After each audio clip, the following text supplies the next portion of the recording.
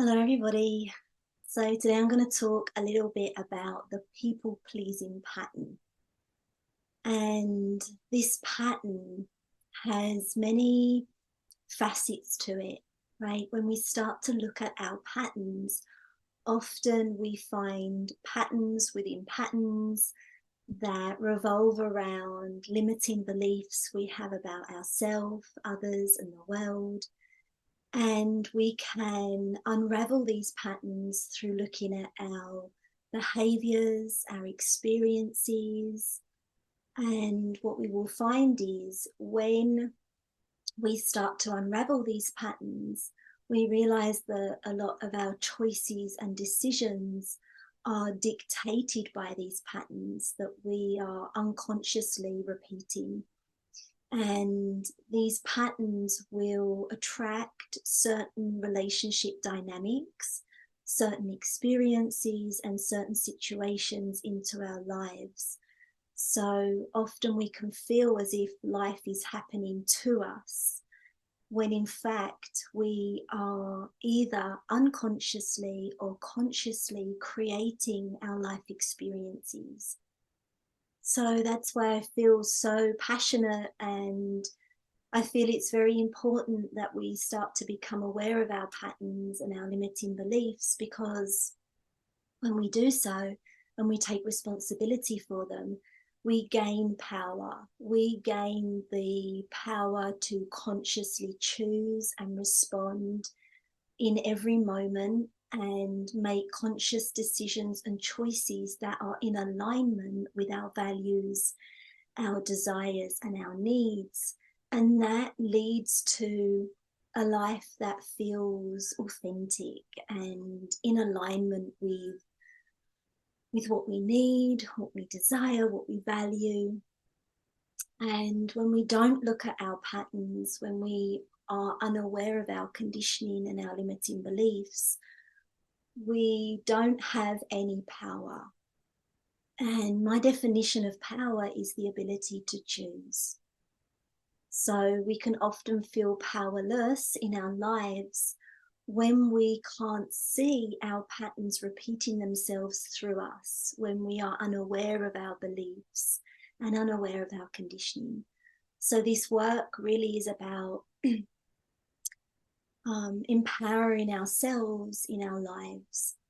So if we take a look at the people-pleasing pattern, what this shows up as is the need and the desire to be loved and liked and accepted. And what we end up doing when we have this people-pleasing pattern is we end up abandoning ourselves over and over again.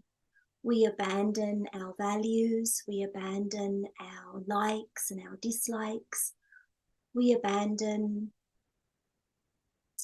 our needs and our desires. And there are many little, like I said at the beginning, facets to these patterns. So what ends up happening is subconsciously we are always going to try to get our needs and our desires met, always.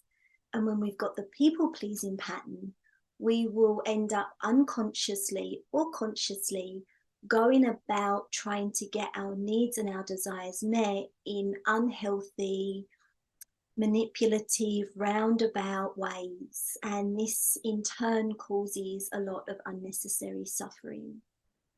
So when we have a people-pleasing pattern, we can become resentful, we can become passive-aggressive, we have a real lack of healthy boundaries, and we end up trying so hard to get the need and the desire to be liked and to be seen as being kind and being nice. So this pattern is seen in the good girl pattern, if you like. And of course, all of these patterns are related to our sense of identity. And when we trace them back, they have been passed down or have been created through our previous experiences, mostly in childhood. So when we're repeating these patterns, they're coming from wounds, traumas, past experiences that build evidence that makes it feel so true and so real for us that we have to act out the people-pleasing patterns in our behaviors and the way we show up in relationships and show up in our lives to the world. And this comes from the root or the core of not feeling safe to be able to express ourselves or to make choices and decisions from what we truly want and desire. So there are many pockets to this, and the unraveling of these patterns is really about doing the work, the internal work, on all levels of our being, right? So we can't unravel these patterns and change the effects these patterns have on our lives just by the mind deciding, I don't care what people think of me, or I'm going to stop pleasing people and just please myself. It doesn't work like that, right? There are so many layers on both the mental, the physical, the emotional, where they all have to align with our core self, with our core needs and desires. So what happens in childhood, which is where a lot of our patterns are created, a lot of our coping mechanisms are created, because we don't have the discernment or the knowledge or the wisdom to be able to recognize unhealthy patterns or unhealthy behaviors or beliefs. We take them as truths because they're backed up with evidence. And when we're young, we don't have that maturity or knowledge or wisdom. So the people-pleasing pattern is created in childhood mainly, and can either be passed on from a parent, so it may be their pattern, and so we copy their behaviors and their ways of expressing ourselves and their ways of getting our needs and desires met. Or it may be a coping mechanism where we had the opposite type of parent or caregiver, and through that experience we adopted the people-pleasing pattern in order to feel safe. That's the main reason why this pattern plays out. So so there is this deep belief through experience that when people are pleased with me, when I'm liked and when I'm loved, then I am safe. All my core needs and desires are met and I survive. And what ends up happening is this pattern gets carried through into our adulthood, and we don't realize it's playing out because it's such a strong core belief. And it's, like I said, it's dictated or dictates our choices, our decisions, the way we show up, the way we enter, choose and stay in relationships. And this pattern is also very deeply connected to our self-worth, right? We often people please because we don't feel worthy of pleasing ourselves or expressing ourselves authentically. So the tricky thing about this pattern is when we look at the people-pleasing pattern, there is this need and this desire to want to appear to be good and to be nice and to be liked by everyone. And often what we have to face in a lot of this type of work is the parts of ourselves that aren't so nice, right? We can often have a lot of aversion and resistance to anger.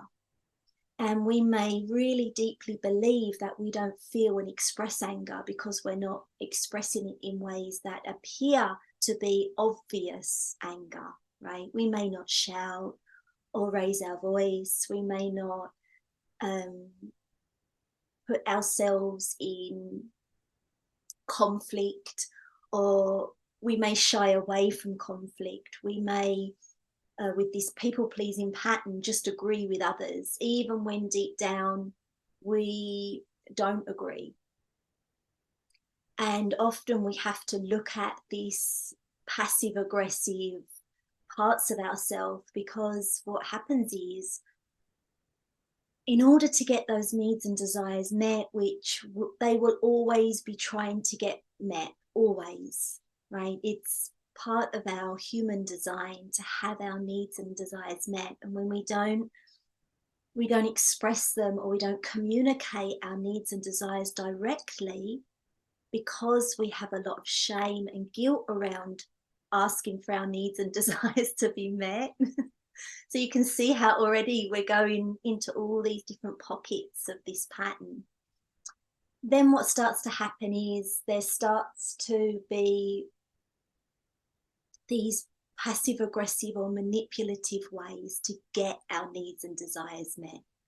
And like I said, we may not even be aware that we're doing it, right? And what can come up during a lot of this work is a lot of shame, because once we recognize, wow, yeah, I can see how I'm being passive aggressive, or I can see how I'm trying to get my needs and desires met in manipulative ways. Then when we have a lot of shame and guilt come up for then, oh, that's not nice, and that's not being a nice or good person, often what can happen is the ego can come in and shut that down, because it just cannot bear to face the shame and the guilt for acting or being in that way.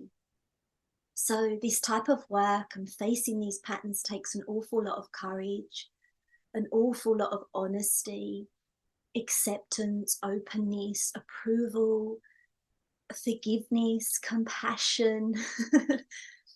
So when I like to work with these patterns, we work on that first. We work on really understanding how these patterns get created, just how unconscious our parents and our caregivers and society and ourselves are, and understanding that we're all coming from a very limited perspective, a limited amount of awareness for the truth. And then what can happen is, when we start to unravel these patterns, when we start to look at our behaviors and our choices and our decisions, and we start to take responsibility for them so that we can change them, so that we can become aware, then we are able to really start to face head on those parts of ourselves where there's not a lot of approval for them. So this work is so transformative and so empowering, but unfortunately, with the people-pleasing pattern, having to face those parts of ourselves, there is a lot of resistance, because we are trying, with that people-pleasing pattern, we are trying to uphold and hold on to this good girl or nice girl or woman or man or boy persona, because that kept us safe, right? Being nice, being kind, being perceived by others as being a certain way got us love and attention, and got us friendships and romantic relationships, and kept us safe when we were children and we wasn't able to take care of ourselves, right? It got our parents loving us and their affection and their attention, and our whole survival when we're children depends solely on the love, approval, acceptance, and nurture of our parents or caregivers. So it's a pattern that's deeply ingrained within us. And when we start to unravel the pattern, we can clearly see where this pattern where once in childhood it kept us safe, now in adulthood it is aligning us with people and relationships and situations and experiences that don't align with our true authentic self. Often with this pattern, we can feel so alone in a crowded room. We can be surrounded by friends and family and feel alone and feel so disconnected from the people around us and from ourselves because we're wearing all these masks. I like to call this the chameleon pattern, because it's almost like with the people-pleasing pattern, we're so consumed and so focused on pleasing others, right? Pleasing them by agreeing with them and doing the things they like doing and behaving in ways that is desirable for them, and saying the things that are agreeable and in alignment with what they're saying.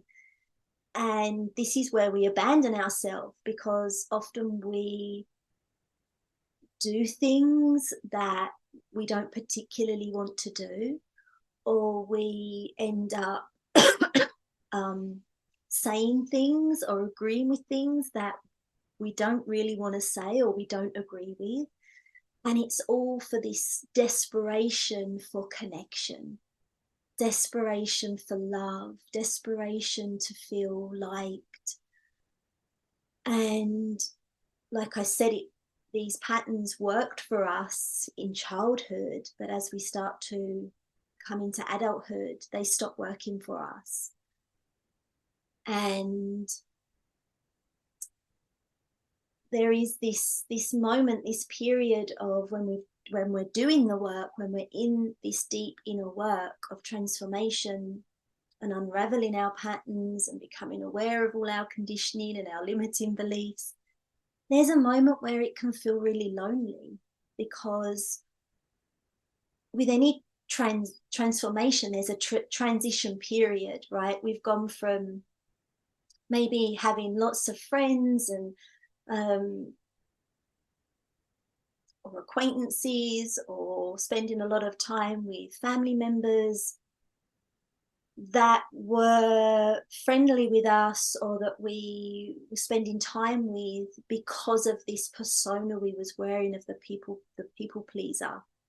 And when we start to unravel and take those masks off, and we start to tune into what we truly desire, what our values are, what our boundaries are, how we want to spend our time, where we want to put our energy and our attention, often those relationships can break down.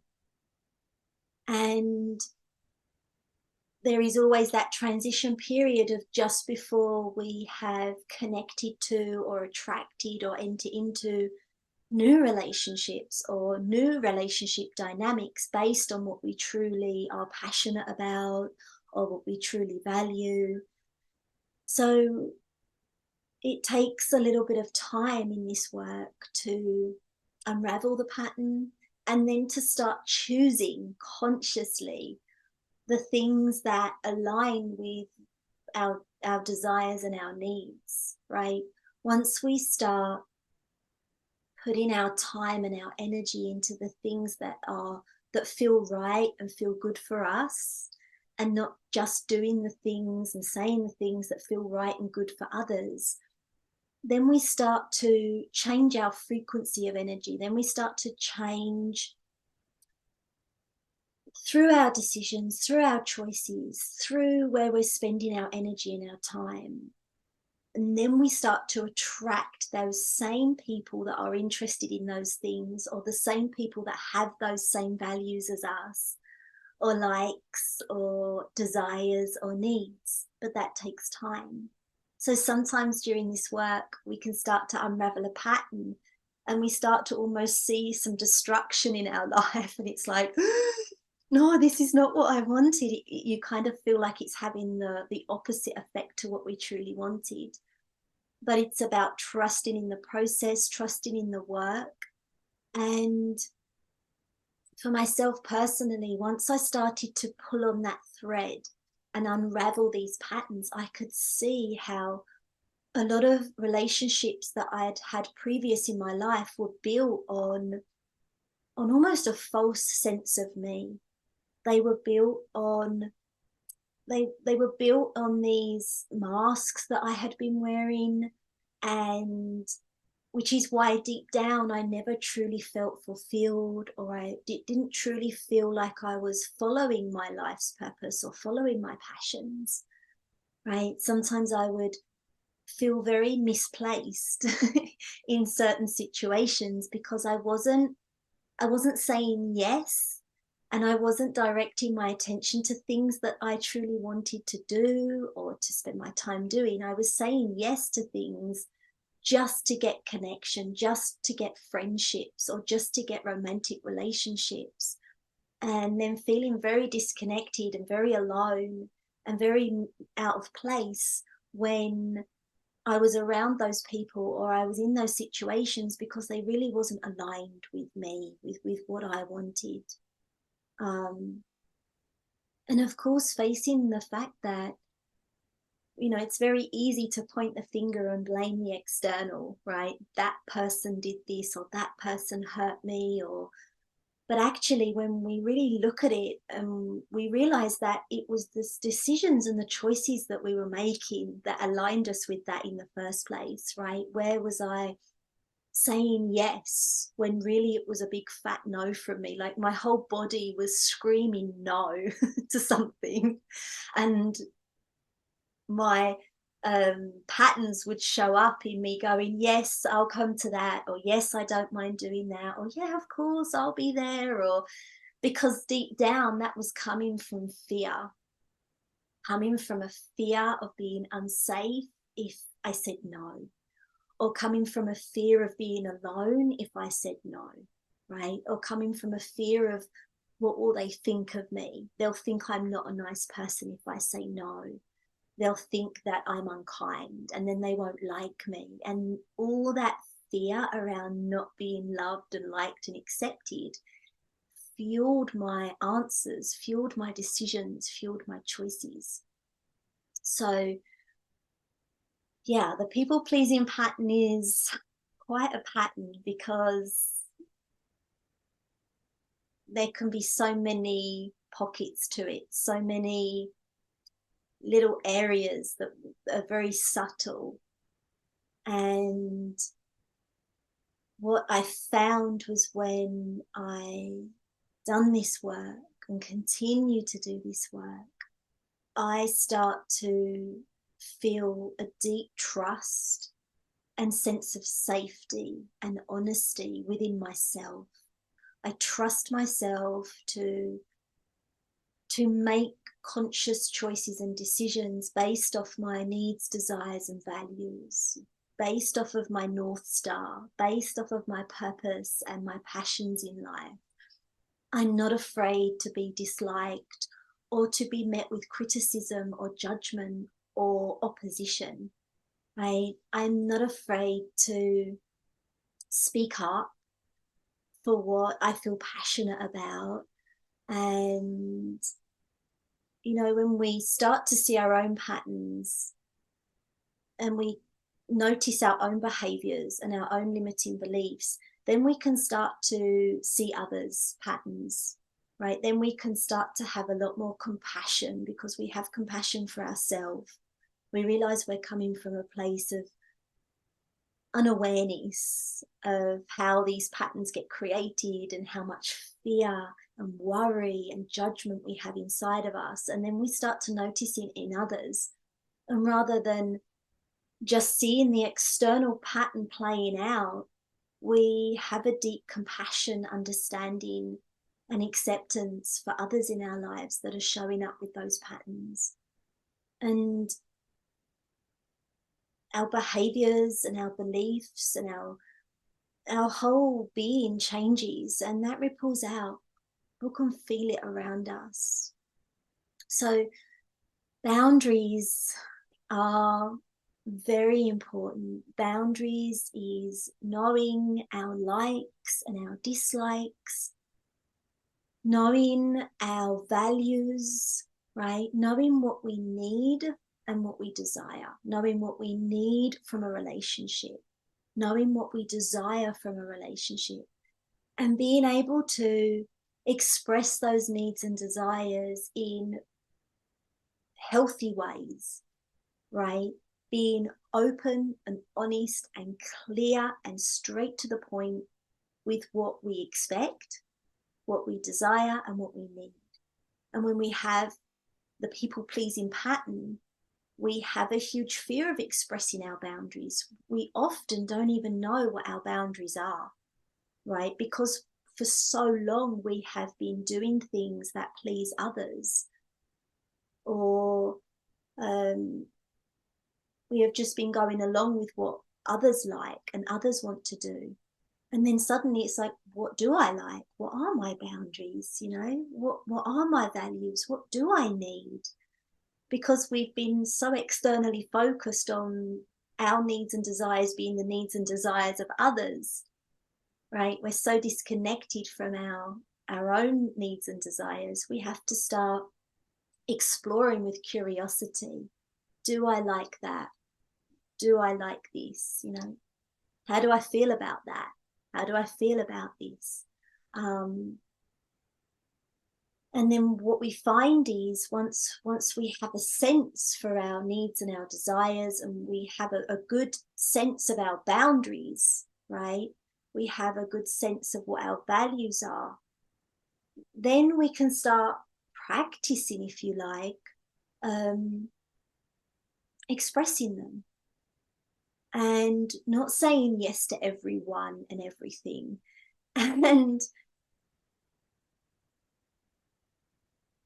and living a life that feels fulfilling and purposeful, and aligning ourselves with experiences, situations, and relationships that are in alignment, that match what we truly need and desire and value. And what I personally found was, once I started to do that, right, which takes a little bit of practice, at the beginning it felt scary to express my boundaries because I had a deep fear of not being liked, not being loved, not being accepted. But when you start to see that that old pattern doesn't get, it only brings suffering, right? If you're in a relationship when you're a people pleaser, that relationship will eventually break down. Your true needs and desires will come forth. There will be more arguments. There will be a hell of a lot of resentment that builds up. There will be a lot of passive aggressiveness and icky feelings, and, you know, that heavy energy that you could cut with a knife. And like I said, with these patterns, they leak out into so many areas of our life, right? Into relationships in work and with our friends and with our families. And you really gain a strong core sense of self when you follow your needs and your desires, when you follow your values, when you tune in to your passions, and you start to build a really strong sense of self. And then there's no manipulation, right? We're able to directly ask for what we need and desire. And we don't take no as a rejection, right? Anybody that says no to you is redirecting you towards a yes, redirecting you to look elsewhere or take a different path, or you know, it's always a redirection. A no can feel so painful, right? A no can feel like rejection. But in actual fact, a no is somebody speaking their truth and aligning you in the direction you need to go in. So, yeah, it's definitely a practice. It's definitely something that has to unravel over time. And of course, we have to have a lot of patience and courage and love and openness to face any of our patterns. But I have found, especially with the people pleasing pattern, because we do have to face those parts that aren't so kind to ourselves or others, right? When we manipulate someone, knowingly or unknowingly, it's not nice. And in doing so, we manipulate ourselves. Anything we do to others, we do to ourselves. Any beliefs we have about others, we have about ourselves. Any judgments or criticisms we have about others, we have about ourselves. And that's a hard one to face, right? And especially for the people pleasing pattern who wants to appear good and nice and sweet and kind because they're so petrified of being abandoned, feeling unsafe, feeling unloved, feeling unliked. There is this huge fear. So that's it for today. If you can feel any of what I've said coming to the surface, or you recognize that you have the people-pleasing pattern, which most of us do, it's part of our social conditioning, then you can comment below and let me know how that's affecting your life. And if you are interested in this work, in unraveling patterns and beliefs and really stepping into your power, making conscious decisions and choices, stepping away from feeling a victim to your situations and your patterns and your conditioning in your life, or if maybe you find yourself in those situations in relationships where you feel totally disconnected from yourself and everyone around you, then you can check out my immersion called Surrender. It is a 6-month immersion where we work on all layers, building safety, resilience, and the capacity to hold our emotions.